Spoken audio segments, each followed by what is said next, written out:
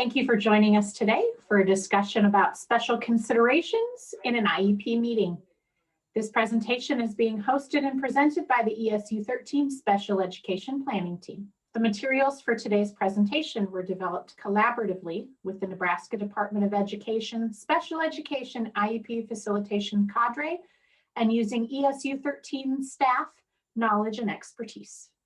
I'm Megan Macy. I'm the teacher for the visually impaired, TVI, here at ESU 13, and I serve all 21 school districts for all of our students with visual impairments.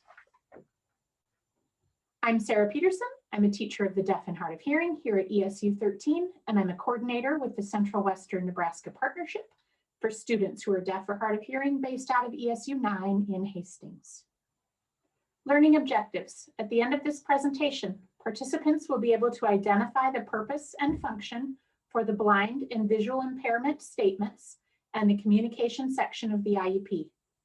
Participants will be able to identify communication needs and special considerations for students who are deaf or hard of hearing. Participants will describe what is required for students identified as ELL, or English language learners, or those who have behavioral needs that impact their education. And finally, participants will describe how to address the assistive technology needs of students, both low-tech and high-tech, and across environments throughout your school day.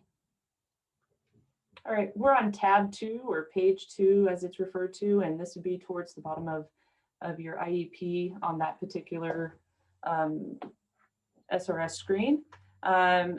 It reads, if the student is blind or visually impaired, the IEP shall provide Braille instruction and the use of Braille unless after an evaluation, it is determined that Braille and the use of Braille is not appropriate for the child. This is where you would call a TVI. During the MDT process, you'd have a TVI complete formal assessment. During that formal assessment, the student would be given a functional vision assessment and a learning media assessment. That information would be used by the TVI to recommend Braille instruction or the use of Braille. These are critical pieces. If you didn't have any of this happen during your MDT, if on this page you don't have TVI present for any reason, then you would not need this section and you would simply click considered but not necessary. You wouldn't need it. So the student doesn't need Braille unless a TVI comes on your team and presents you with assessment data and informs you of what the student may or may not need. And then that would be a team decision in order to talk about it and figure out if that's a service that the team feels like they want. Now, if the student does need Braille, this would be a section that the TVI would sit down and come up with the language that's appropriate for the child. If the student is visually impaired and maybe has multiple disabilities, yet Braille instruction is not appropriate, that would be put in there. Say you have a student with cognitive disabilities and they will not be able to access Braille, that might be something that's put in that blank. Blind or visually impaired, I mean, I talked about this quite a bit in the last slide, but we'll go ahead and read the rule. In the case of a child who is blind or visually impaired, the IEP team shall provide for instruction in Braille and the use of Braille unless the IEP team determines after an evaluation of the child's reading and writing skills, needs, and appropriate reading and writing media, including an evaluation of the child's future needs for instruction in Braille or the use of Braille, that instruction in Braille or the use of Braille is not appropriate for the child. That was a mouthful. So basically, I want to cut out one little piece and it says future needs for instruction in Braille. That would be a student that might have a degenerative eye disease of some kind.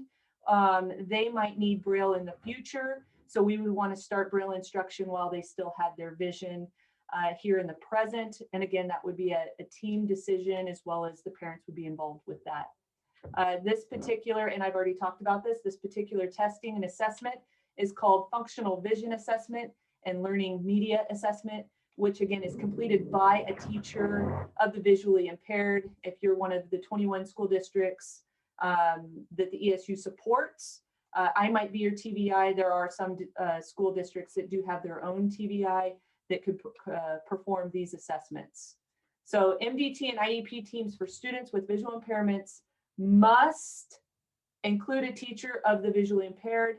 It is imperative that when you're meeting for a student with a suspected visual impairment, that you contact a teacher for visually impaired students, a TBI, to be a part of your team. Do not make any hasty decisions or add anything about vision on an IEP or on an MDT without those assessments and that professional as a part of your team, whether it's me or any other TBI within the panhandle that's working in that capacity. Okay, looking at the next section of page 2 or tab 2 on the SRS, consideration of the child's communication needs. The IEP team needs to consider the communication needs of the child. You need to think about what strategies you want your teachers to use in the classroom, and also the strategies you want others to use within the building. Maybe your PE teacher, maybe your paraprofessionals, maybe your library aide. We want to make sure that we identify all the strategies that we need to help the child be able to communicate throughout their school day. If the child is one who has speech language goals, we want to be able to address in this section how you're going to take those speech language goals that they're practicing maybe in a pull-out model, and how you're going to get them to generalize those goals in other environments during their day. One big question for consideration of your IEP team is, what can your team do to encourage the child to communicate throughout their day in the way that the team wants him to? One thing you also want to consider within your building is what tier 1 or tier 2 intervention strategies that you use could be applied to this specific child and their needs for communication. Continuing down page 2, for children who are deaf and hard of hearing, we must consider the following areas. We do need to address their language and communication needs. We need to address their opportunities to have direct communication with peers or professionals in the child's language and communication mode. This becomes especially important as we look at students who access their education using sign language, that they have an opportunity to have peers and professionals that communicate in their same mode to allow them to have direct access to communication and education without using an interpreter all of the time. Question 3 down there is your academic levels and opportunities again for that direct instruction. That section 2 really applies to direct communication with peers and professionals. Can they talk to their peers or communicate with their peers independently? Whereas number 3 is really looking at opportunities for some direct instruction, an opportunity to have a teacher of the deaf and hard of hearing who is fluent in sign that can sit and do some direct instruction with that student during their day. So this slide just recaps what we showed you on the previous slide, but what I really want to tag onto here is it is important that you consider communication mode and access throughout the child's entire day. If a child uses sign language in the classroom, maybe they use an interpreter to access their education. How do they access communication when they're in the lunchroom? How about at recess? What about on the bus? We sometimes have students who prefer to not have an interpreter go with them to lunch. That's great, but we as a team need to discuss how is that child going to communicate with the other people in the lunchroom? Are they going to use a pen and paper? Are they going to use their great smartphone? You know, we've got some great apps now that let us use talk to text. Maybe their peers could talk into the phone and the student could type back a response. Same thing for on the bus. How are we going to make sure that that child has access to full communication and information while they are on the bus and at recess and throughout other events that maybe aren't just within their classroom where their interpreter might be? This can also be thought about for kiddos who maybe use AAC devices to help them communicate. If they're using that AAC device in the classroom, is it also going with them on the bus? Is there an adult on the bus who knows how to use that device to be able to communicate with that child so that they have full communication throughout their day? Page 2, again, if a student has limited English proficiency, what are we considering for their language needs? If an English learner is suspected of having one or more disabilities, you must evaluate the access that they have to determine if their access to English or their disability is causing their concerns. If a child comes to this country who is just learning English, and now a teacher is saying, okay, the kiddo can't participate in my 5th grade reading group, I think he has a reading disability. Well, is it a reading disability or is it an English language concern? So making sure that you're weeding out those things and using your entire school team to address those concerns. And again, as we're assessing limited English proficiency and doing special education testing, you may need to test in the child's native language. Maybe a child's home language is Spanish, and if you test their language development in Spanish, they're right on target. And then you test their language development in English, and maybe it looks like there's a disability there, but there really isn't, because in Spanish, in their native language, they are right on target with where they need to be. So making sure that you're addressing language versus learning abilities or disabilities. A little bit more information here about English language learners.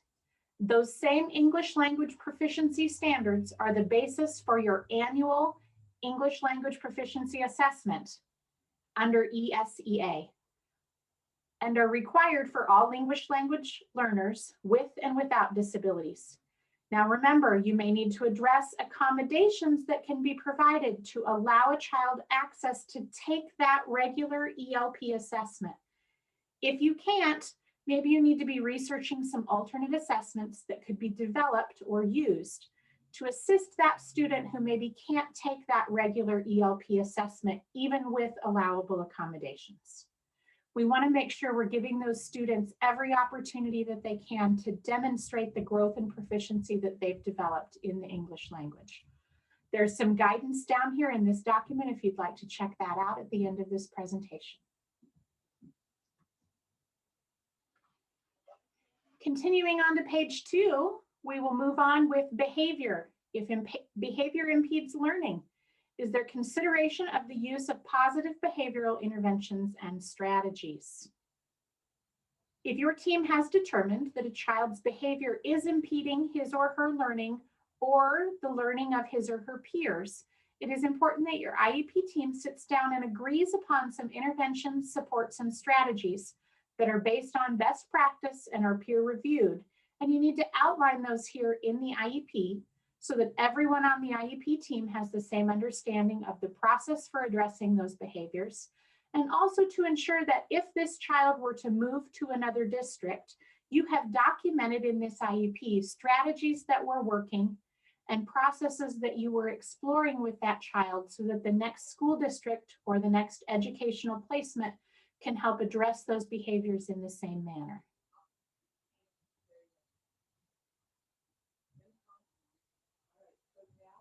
Page 2, we're down to assistive technology services and devices. What is assistive technology? Assistive technology is anything that a student who receives special education services uses to succeed in the general education atmosphere that general education students do not need. Now, you need to remember these aren't always high tech. I know we always think about assistive technology. Ooh, it has to be something in the electronics. It really doesn't. It's anything that we are doing, any technology we are providing for a child that increases their participation, increases their achievement, and increases their independence in their educational setting.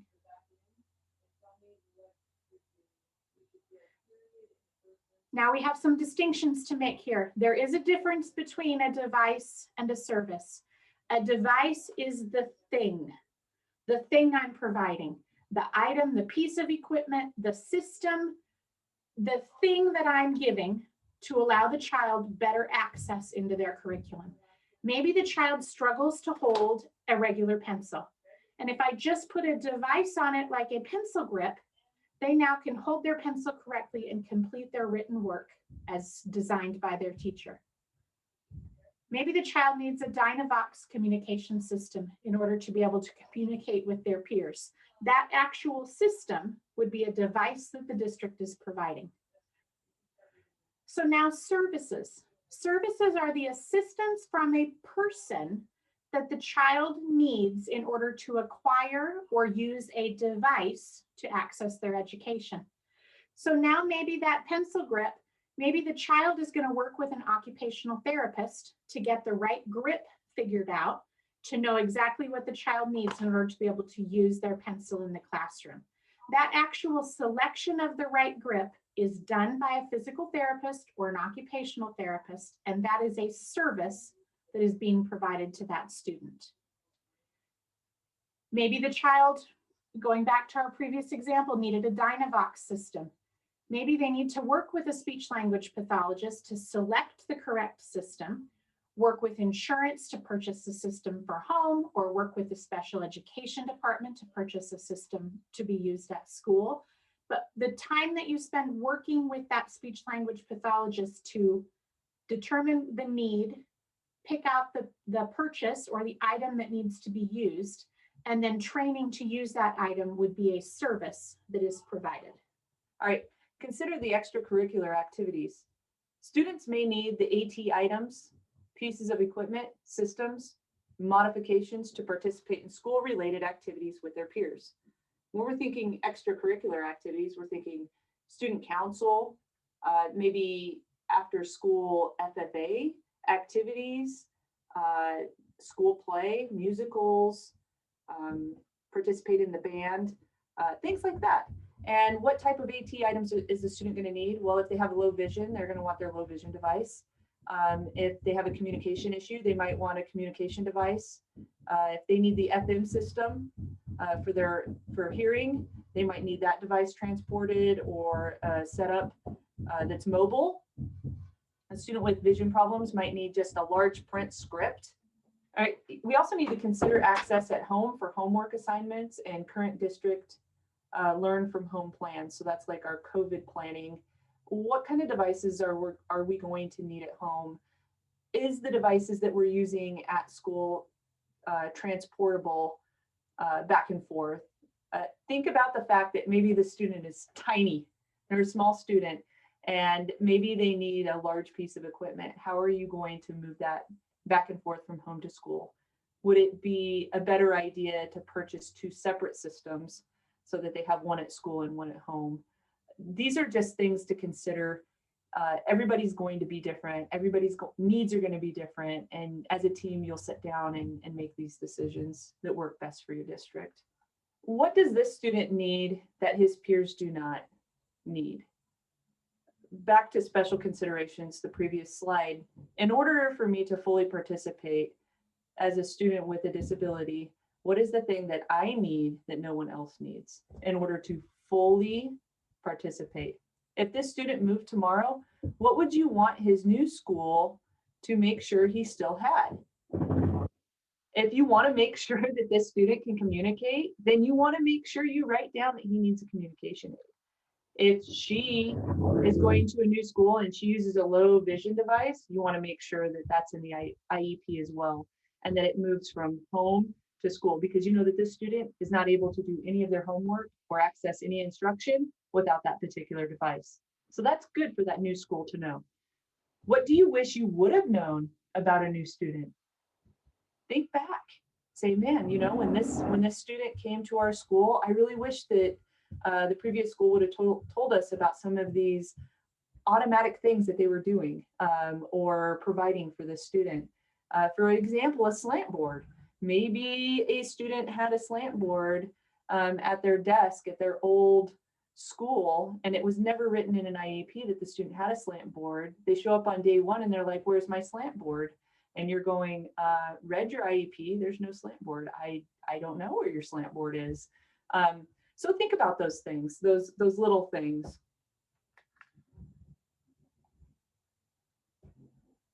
All right, special considerations. We're going to go with one-to-one technology initiatives. If your school has one-to-one technology initiatives and your student uses that tech to help them succeed, include it and what special features he or she uses. So for example, if you have one-to-one technology for iPads to students, we know that an iPad has built-in access points for our visually impaired students and our deaf, hard of hearing students. We need to make sure that we talk about those special features in the IEP and the fact that they're using an iPad. Without that iPad, if you were to switch over to, we'll just say a Chromebook does not have those access points. If the student were to move or to grade up into middle school, that's information that the middle school is going to need to know. This student interacts well with an iPad and the Chromebooks don't work. Otherwise, you have to buy extra software or a different computer. And I'm going to go a little bit more in depth here with iPads. iPads have built-in accessibilities for both our visually impaired students and our deaf, hard of hearing students. For example, there's a screen reader and there's Zoom.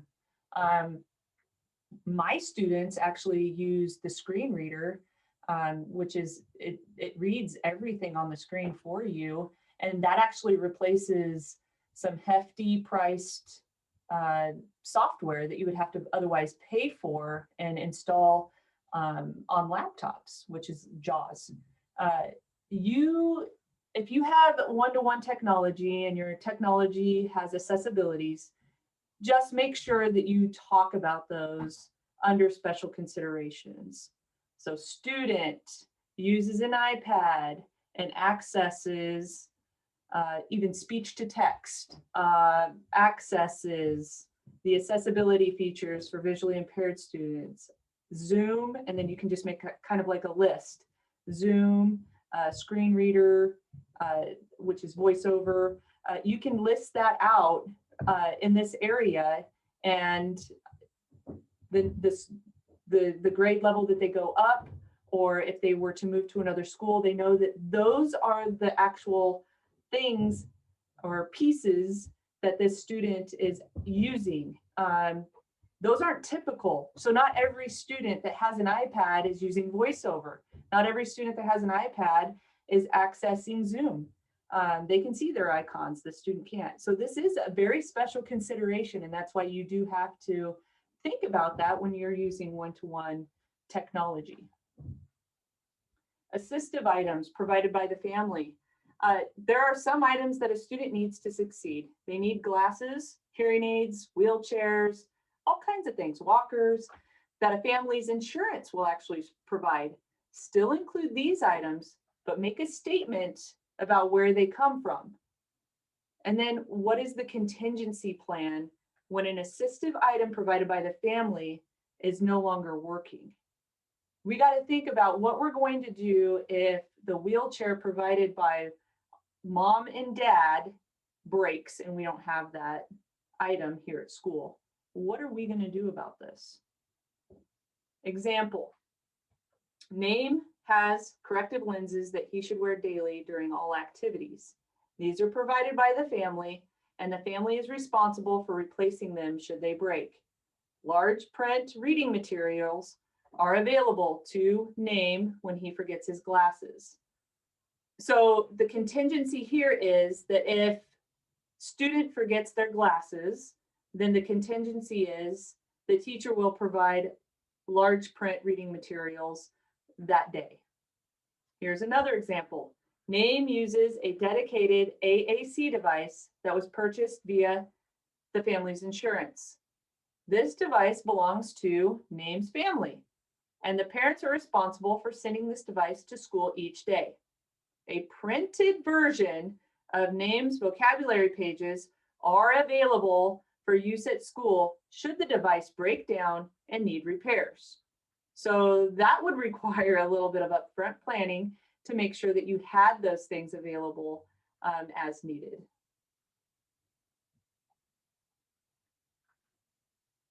All right, well, that was our presentation today. I just wanted to say thank you to everyone who is participating in this professional development.